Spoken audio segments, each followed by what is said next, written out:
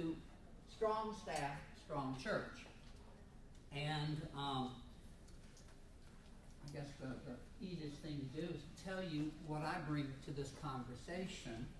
I have been the chief of staff of the Joseph Priestley District for 13 years, and right now we only have 7 staff. I've had as many as 10 working with me as a coordinating body. And before that, my first career was in healthcare, and I managed a staff of about 35 in hospital. So I bring a lot of understanding of staff and the importance of staff, and especially the importance of staff applied to congregations, because obviously our staff are critical, and I'm going to shut the door so that we don't have discursion. Well, I wasn't sure whether, because of the title, Strong Staff, Strong Church, I'd get all staff members, or no staff members, or a mixture of staff and lay leaders. So this is for you anyway. So you're the ones who are here. So I'm going to talk to you about healthy staff functioning, because I think that's critical, how staff work with both themselves and with the other members of the congregation. If you have a dysfunctional staff, you're not going to be able to accomplish much in your mission. And so we're going to talk about what will make a well-functioning staff, and I'm going to be using as our conversation today. You know, we want all of our staff to be superheroes, you know, regardless of what level they are in the congregation. And when they're working well as a team, you'll notice that no one of them is identical to the other. They all bring their own strengths, but they work collaboratively and collectively to accomplish superhuman feats. And I think sometimes that's what we expect of our staff, is superhuman. So what is a team? Okay? Staff is a team. It's not just a collection of individuals. Well, so a team is a group of people with diverse skills who work together, and they struggle with shared aspirations, some common goal, with measurable performance and joint accountability. That's a team. And so, as a team, the common goal that we usually have is the mission of the congregation. And we can measure, is the congregation moving toward that mission or not, in many ways. So, I'm using, if you're not familiar with it, The 5 Dysfunctions of a Team by Patrick Lencioni. I don't know how many of you are familiar with this book, but it talks about the 5 dysfunctions that teams can have, and then I also brought the field guide of overcoming the 5 dysfunctions of a team. So what you'll be getting is kind of an overview of that first book, and then a little bit of ways to overcome. So I believe that healthy teams are created through attention, through the things that need to be avoided to keep from disrupting the function of the team. And so again, I'm using the 5 dysfunctions of a team as my basis for my conversation with you today. So sometimes, if we aren't well coordinated, then we get something like this. So it's working with the team as a staff to create then what needs to be done to accomplish the mission and the ministry of the congregation. So some things that can impact how the team is developed is change. How many of you like change? Oh, come on. Really? Hands on fire. Hands on fire. A new outfit. Okay. A new outfit. Yeah. Okay. Well, the old saying is that change happens except from a vending machine. So the natural tendency of human beings is that they do not like change. So you must be not natural. I don't know. I've been accused of it. Okay. I get worries. So from the standpoint of my experience with people, and I take most of that experience from me, I don't like change. And my studies in emotional systems tells me that people resist change. That usually the first thing out of somebody's mouth when someone proposes a change is the letters N-O. So change can affect how a team develops. Individual contributors of what they bring to the team affects them. If you have a whole bunch of people who are on the Myers-Briggs extroverts and there's no introverts present, then you might wind up with everybody talking out loud their ideas, and but then you introduce an introvert in there, they get overwhelmed. That would be our board meetings. Does he? That would be our board meetings. Okay. And then there's also the history and culture of the institution. So, do not ignore the fact that your congregation influences how the staff can function, how much authority and responsibility they're given sometimes is grounded in the past and the culture. So just be aware of that. Now, trust is the foundation for any functioning team.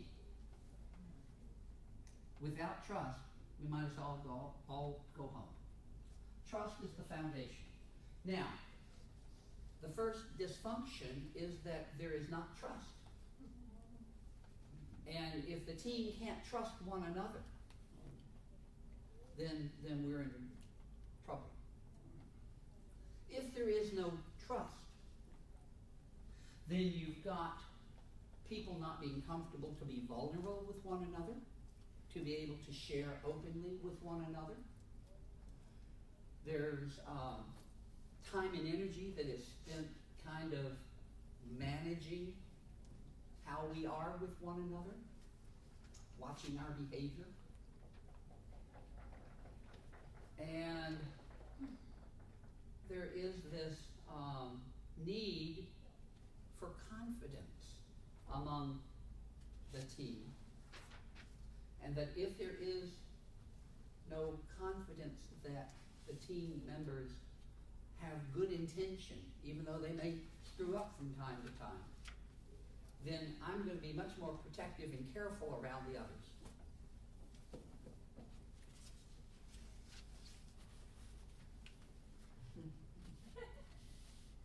So again, how do we treat outsiders coming into a group? Does one have to be protective? Whether it's the staff team or a congregation.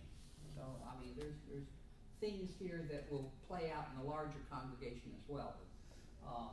Again, my focus was primarily on the staff. So, if there's not trust, then you're going to have people concealing where their weak points are, not being willing to make a mistake, which means they won't take as much risk, where they would be hesitant to say, if we did it this way, it might be better, for fear of getting jumped on. Or to say, I'm really stymied here, and could you help me? So if you don't have that trust, and then if you don't have that trust, are you willing to go outside your own area of responsibility? It's not my table. Let them go screw up. And then there can be this jumping to conclusions about what the intentions of others are without attempting to figure it out, to ask, well, what do you really mean here? So these are some of the things that you will see in a team that doesn't have trust. Here's some other things. One doesn't tap into the skills and abilities of others on that time, on that team. There's a wasting of this energy about trying to nanny stuff. There can be holding of grudges. Well, you didn't help me 2 years ago, and so I'm going to harbor that forever. And coming together is, oh, do we have to meet again? Yeah, I see some knowing smiles here. So I must be touching somebody here. So that there's a dread of having the meetings and finding other excuses. But now when we have a trusting team, we have the ability to say, I screwed up. I made a mistake. And you don't get jumped on it. You have an ability to say, hey, I really don't know here. Can you help me?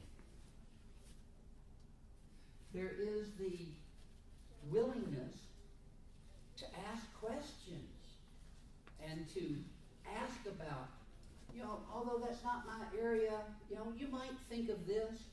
Maybe we can work collaboratively on it. And you give people that benefit of the doubt that there is good intention before you jump to that conclusion that this person is out to get me.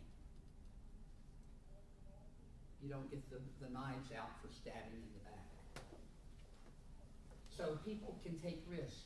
They can appreciate each other's skills. They can focus on the important things, not the politics. They can accept apologies without hesitation. And they can look forward to meeting together as a group, looking forward to the opportunity to jointly set the agenda. And one of the things that within my team in the Joseph Priestley District, we rotate, like when we meet every other month electronically for 2 hours, and then the opposite time we're together for five hours, because we're scattered over parts of 5 states. But we rotate leadership of the team meetings. I'm not always the person in charge. This next month, I'm taking minutes. And I've been, we have a whole bunch of different capacities. We have someone who handles logistics when we get together, someone to do minutes. We have someone who is the facilitator for the conversation. We have a timekeeper. We have a process checker. And we have someone who does opening words, sets the stage for our team that we are a religious group of people. And that rotates. And so each meeting, one of the first items of agenda is, okay, who's going to do it next time? So everybody gets a chance to exercise a leadership role in one way or the other. That's how we build trust among ourselves. And so that's one thing you might think about doing, that in a team rotate so it's not the same person doing it all the time. Everyone gets a chance to do contributions to the group. Now, if there is no trust, that sets the tone for a fear of conflict. You don't want to go there. So when there is an absence of conflict, we really don't get to the heart of the matter. There becomes group thinking, loss of creativity. It's kind of like, we'll just all go this way, whoever speaks the loudest sometimes. There is a creation of artificial harmony. Oh yeah, we're all nice to one another. But we're not really engaged with one another in passionate debate over whatever it is. So there's a tension in the air and sometimes a sense of avoiding going into particular lines of conversation. The issues keep coming up over and over and over because we don't resolve them. And sometimes we get alliances of, hey, Chris, I need you on my side here. We need to get this thing done my way. You'll help me, won't you? So when there is lack of trust, then there's this avoidance of conflict. When you fear conflict, you can have some very boring meetings because nobody's going to object. You have this environment of backdoor politics of, just like I was explaining here, you don't go into controversial issues. You avoid them at all costs. You don't get all of the opinions and perspectives of team members present, and you waste time with posturing and interpersonal risk management. You're calculating in what you say to another. Now, I'm sure none of y'all have ever experienced anything like that in any of your church life.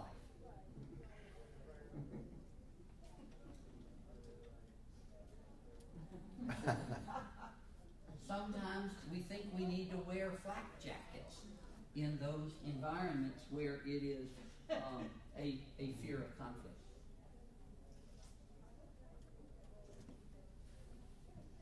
Now, when congregational teams are able to really engage in conflict, and let me point out, conflict in and of itself is neutral.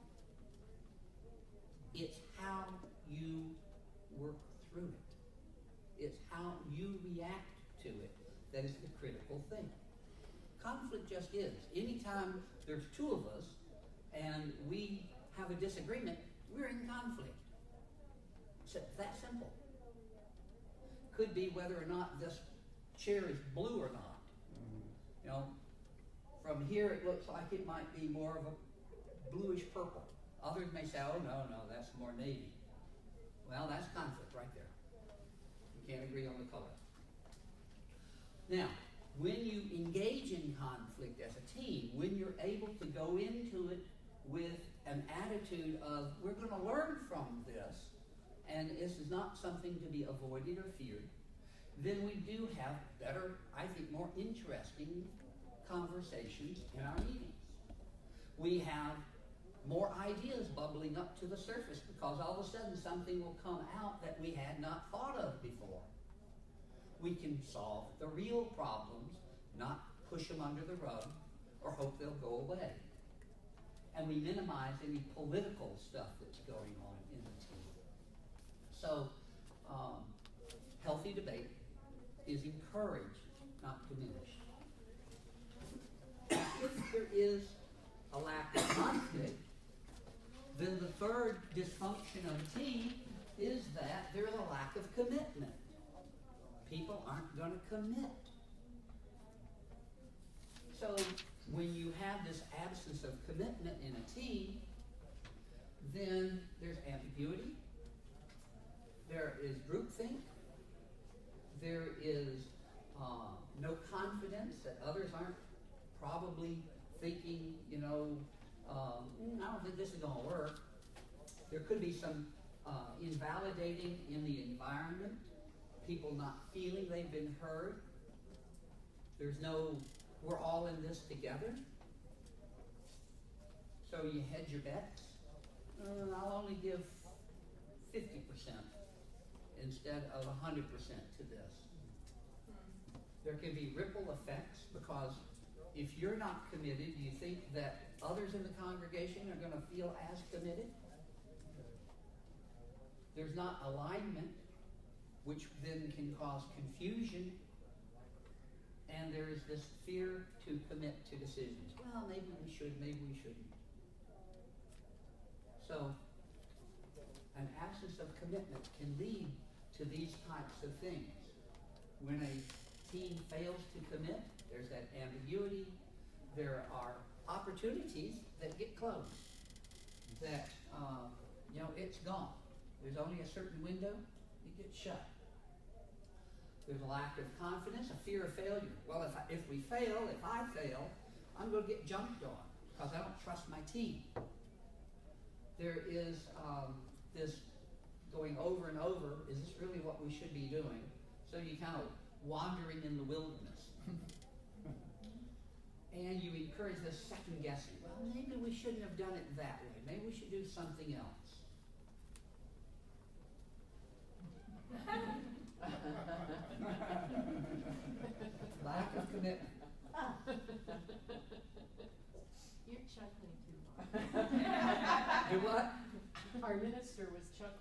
hard. Yeah. Right. I love cartoons. You'll see plenty of them in here. Because I find them illustrative of what I'm trying to say in a humorous way. Now, when you, as a team, commit as a team, then you've got clarity. You know where you're headed, what the priorities are. You are able to have common objectives. You're able to develop the ability to learn from mistakes. Okay, so we messed up. What can we learn from that and move on? We can take advantage of those opportunities before they are gone and jump on them, knowing that within life, life happens when you're making plans. And so you're ready for any contingency that might come up.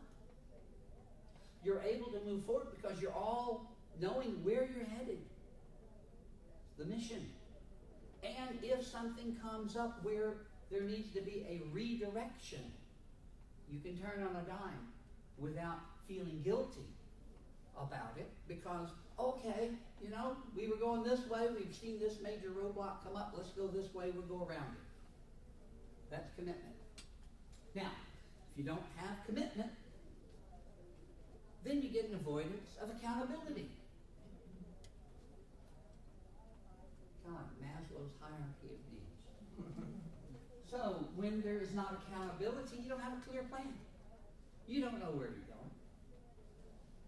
You're not going to call out the problems because you feel disempowered. There's no expectations that are clear for you. Oh, well, we'll just do whatever we always do. Unwillingness to tolerate personal discomfort.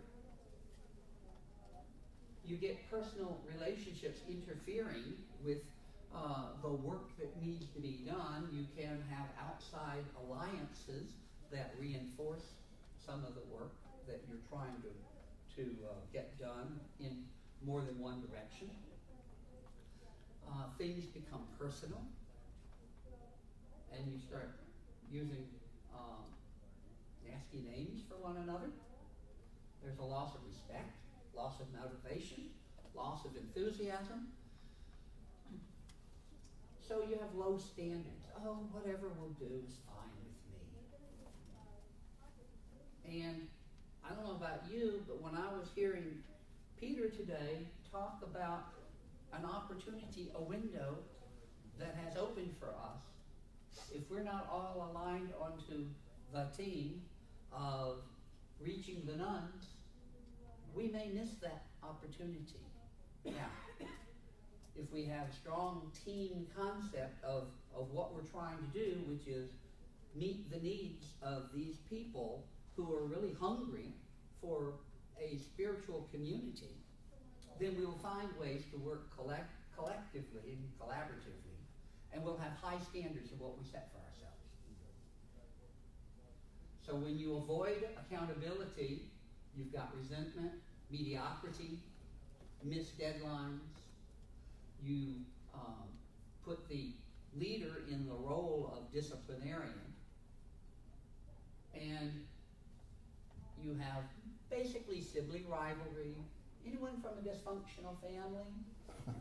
Yeah. Hey, I've been there. I know what dysfunction looks like. Seeking parental or leadership approval. So all of this can happen because there's no accountability. No one's holding anyone accountable. I've decided to become more aggressive in blaming others for my lack of success. For example, you're keeping me from working right now. No, I'm not. I don't have time to stand here and argue with you all day. So he's definitely not taking accountability, is he? He's saying the other person's fault. Blaming. Now, when we hold ourselves accountable, then if there is poor performance, then it's shared. And so, the people who are not doing it are encouraged to step up their game. We can identify where those problem areas are and address them collectively. We can find that there is respect among each of us on the team so that we have the same high standards without having sibling rivalry. You know, my job's better than your job. Things like that. We don't need to go ask permission.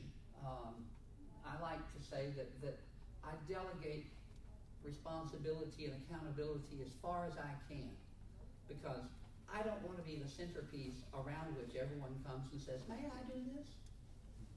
Now, it helps that we use policy governance, which already allows me to give away power.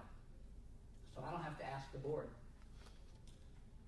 We also avoid that excessive bureaucracy that comes when we are trying to create these rules that will hold us accountable for our actions.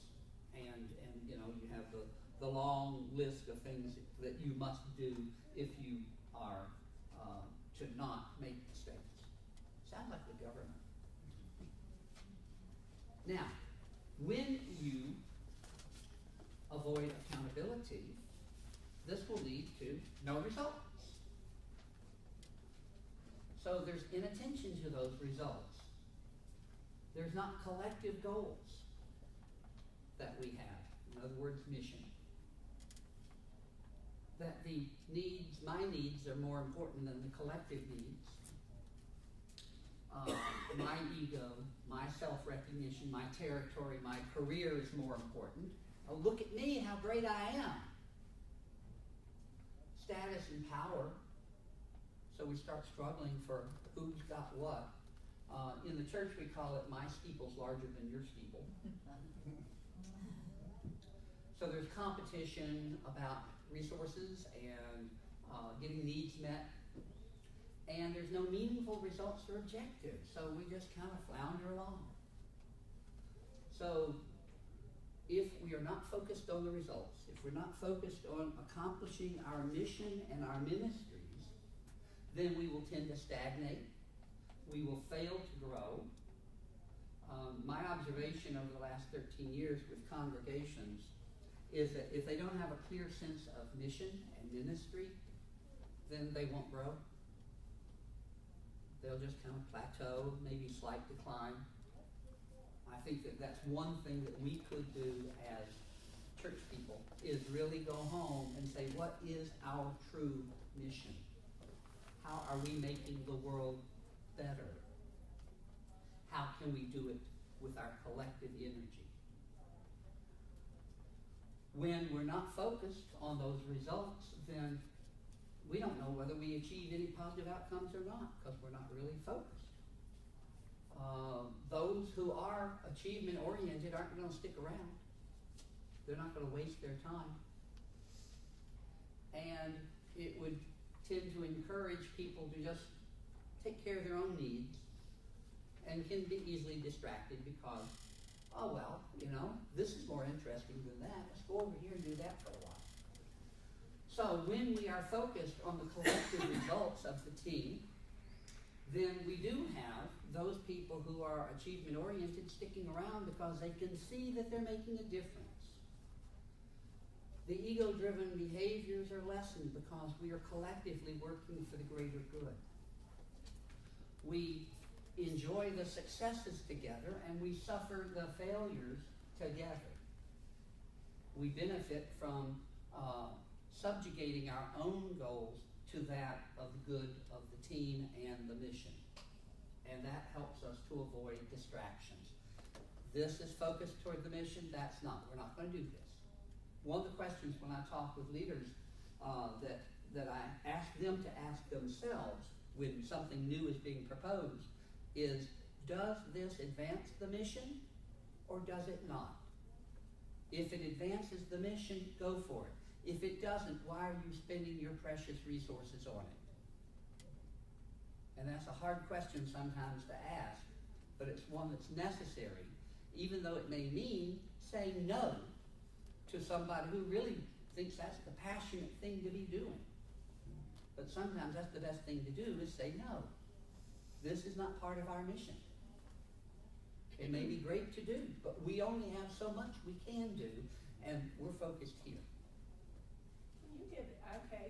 Can you give like a concrete example? Because I know a lot of congregations say, you know, we're here to enlighten people and change the world or something, and then almost no matter what somebody could propose, they could argue that it fits in with the mission. Could.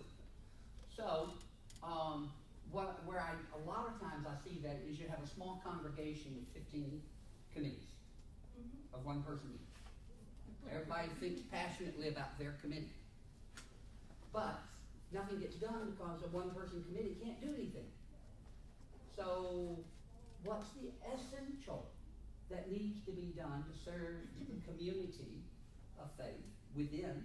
And what is the one thing that they may be able to excel at outside? So, you know, and so I contextualize it.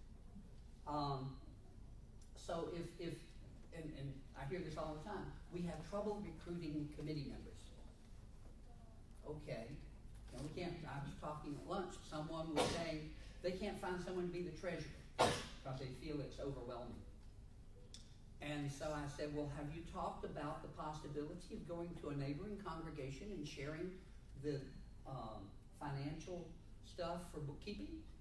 Oh, I hadn't thought of that. You know, break it down. There's also something in the Philadelphia area, and I don't know if it is other places, but it's called parttimecontroller.com. And they, you know, they say that they're the helping nonprofits to manage their finances. So I'm assuming it's a contractual arrangement that allows the congregation to have somebody who's managing their finances, not necessarily writing, or maybe writing the checks, where then someone in the congregation have authority to sign them. But they're maintaining it and providing the record keeping and the monthly reports. So I would say that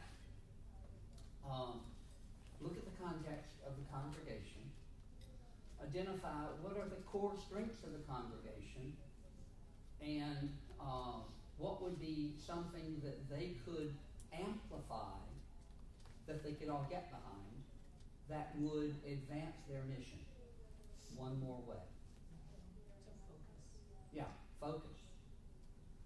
And one of the things I think we struggle with is that, and rather than making plans that are long range of, in general, this is the mission, you know, and say you're going to focus on families this year. So we're going to do events that help bring in families or support families or whatever. You know, then I have people coming to me with committees saying, oh, let's hold this event a month from now. You know, and you know, logistically those things aren't going to work out. And then people are like, but you didn't like my idea. I loved your idea. How do you do it in a month? And do it really right what's as well. missing is really being able to think ahead and start to put long range plans in. And that means maybe, you know, setting up events a year in advance. Yeah. Planning? We're actually addressing that in our program council, and that we're actually taking calendars, paper calendars, and visioning and calendaring all those events we want to the next year, so that it's there already before you can start the next church year.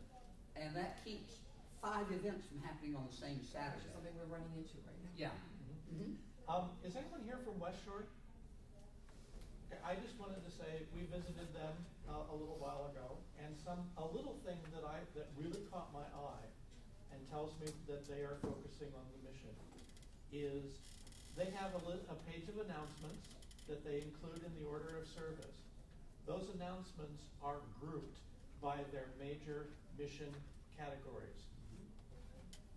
They are focusing and organizing what they're doing by mission down to the level of the Sunday morning announcement sheet. That's cool. Yeah. So that's focus. So there's attention to results. And it's out in front of everybody. Yeah. So when teams are successful, it's because we're made up of humanity, not despite our humanity. We are imperfect. We are who we are. But when we are part of functional teams, we overcome our natural tendencies that make trust, conflict, commitment, accountability, and focus on results elusive. So we acknowledge our humanity when we do this, but we also know that if we're focusing on the 5 functional ways of the team and overcoming the dysfunctions, we will be more successful. So I've got an exercise for you. I've got some handouts. And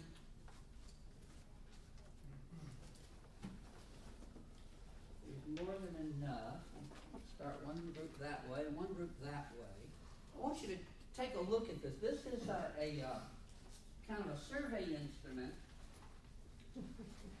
for looking at the 5 dysfunctions of a team. And so take a moment and think of a team that you're working with, whether it be a staff team or board or whatever. Just think of the team. Imagine that team in your head. And then go through these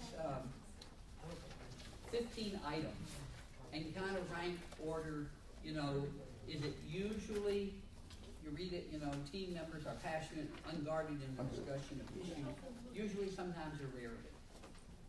And so then do the scoring at the bottom. And, you know, so that'll give you an idea of how to use this material. Let's take a moment for that. Okay? So this is just a tool to help you. Good. And, you know, I have it in the electronic format, so if y'all want this, I'll show my email address at the end of this. I've got about 12 minutes, so let me go ahead and talk a little bit about servant leadership. Robert Greenleaf, hopefully everyone knows Robert Greenleaf, servant leadership, because I do believe that for me to be as effective as I can be in my job, I need to be that servant leader so that I can bring forth collaboration and trust in others, foresight in others, listening in others, ethical use of power, and empowerment of others. And if I'm doing that, I'll look good because others will be doing that also. So servant leadership, something I believe very strongly in as a member of a team. There are 10 characteristics that Greenleaf came up with. They're not the only 10, but it's just illustrative of some of the things that he came up with in using the concept of servant leadership. And I think a lot of this goes towards strengthening teams, listening, having empathy, offering healing, being aware, persuasion, conceptualization, foresight, stewardship, commitment to the growth of people and building communities. So let me just quickly go through that. That, you know, this we are called. We have values. We come to our religious institutions because we share the values that are there. When we are helping to create a listening environment for our members of our team, then we're interested in them. We show that we care, that they have ideas that are as valuable as our own. When we are empathic, we can walk in another's shoes. When we are offering healing, then we allow space for mending relationships when they get broken. And it happens. We, again, are not perfect creatures, so we make mistakes. We need to be able to offer healing between us. We are aware of what's happening around us. Earlier today, I was in the hall, and the kids were having fun with their toys and things like that. Well, I was aware that these little kids were having fun, and they were not aware of me. And I could very blindly just kind of bump into them and hurt one of them if I wasn't aware of what was happening around me. Well, translate that to the context of your congregation. What's happening around you there? We can be persuasive if there are requests for asking people to do stuff. those of us in leadership are always asking people to volunteer to do something, or to do something maybe even as an employee. You conceptualize the larger picture. We're able to understand more than just my little slice of the pie. We can anticipate the future. You know, instead of planning 1 month out, we plan 6 months, a year out. We prepare the institution for its destiny by helping it understand how it is a steward of what has been given to it. The fact that we didn't create our congregations except for the brand new ones.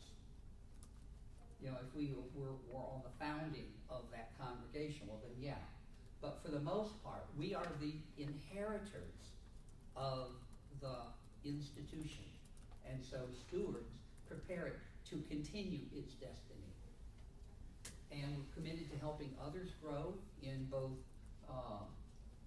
ways that are spiritual as well as ways that allow people to really grow in their abilities to serve one another.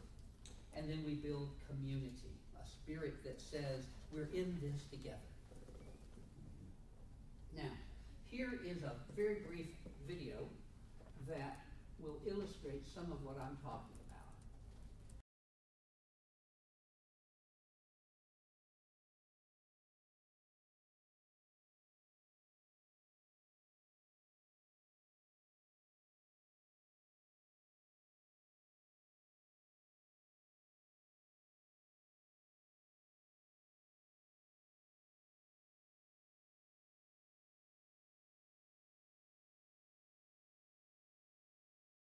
So, Shackleton, how many of you have ever heard of him? Very few. I encourage you to read about his life. He took a group of men on an Antarctic exploration in like 1912. And they were trapped on the Antarctic ice. Their ship got crushed from the ice. And they had to abandon ship and were on the ice for 18 months before they were able to launch a ship, a small boat that they had towed with them, one of the lifeboats, to a whaling station to be able to go back and get the rest of them. And the 27 people who were on the crew, 18 months in the most horrendous conditions, not one person lost their lives.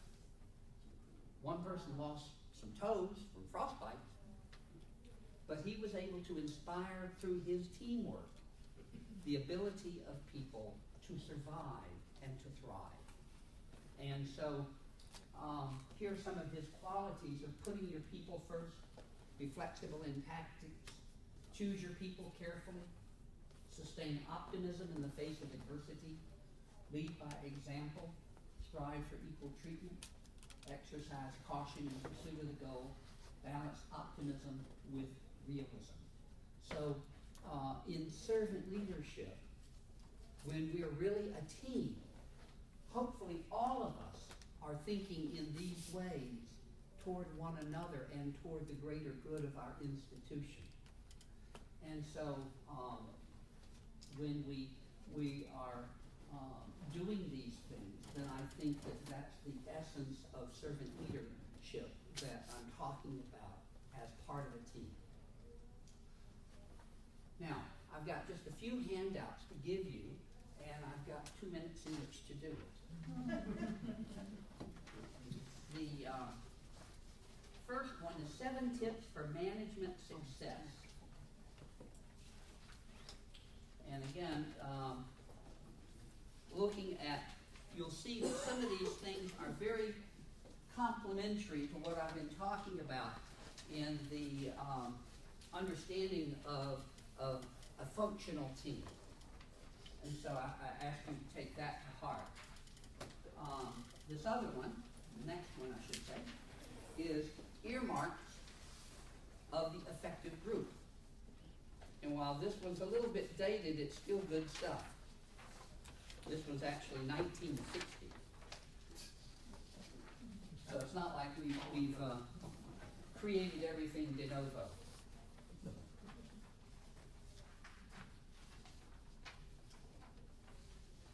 third one I want to give you is healthy versus unhealthy conflict index. Again, looking at how conflict can be healthy as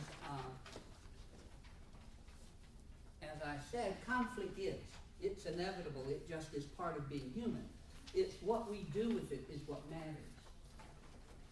And then the last handout is ground rules for good communication, adapted from Ann Heller, who was a district executive several years ago, and Hugh Halverson. And so, again, things that I think will help your team as you're working together to build that stronger institutional body. And so I would have, if we'd had time, I would have done an exercise with you called Open Your Fist. So I'll let you read this, where I pair you up, and one would be A and one would be B, and I would ask A to make a fist and place it on a surface in front of B, and then B has 15 seconds to open the fist of person A. Okay? And ready, set, go, and then, we'd see what happens. So then I'd ask you these questions. Who tried to use force? What about tickling with some other distraction, Hey, look over here! What about bribery, money, food, washing the car, doing laundry, something that said, if you do this, if I do this, you can do that. So, and then, the question, how many could just ask A, would you please open your hand for me? So, very few people ask that last one. So we have to think, why is that? Why don't we just ask the obvious? Would you open your hand for me? How many went straight to the force? How many tried to find a compromise? And then thinking about how does that impact the team if we don't go and ask for what we need. So feel free to contact me if you have questions about this, and I encourage you to take advantage of the other surge offerings that we have. Thank you all for coming. Thank you.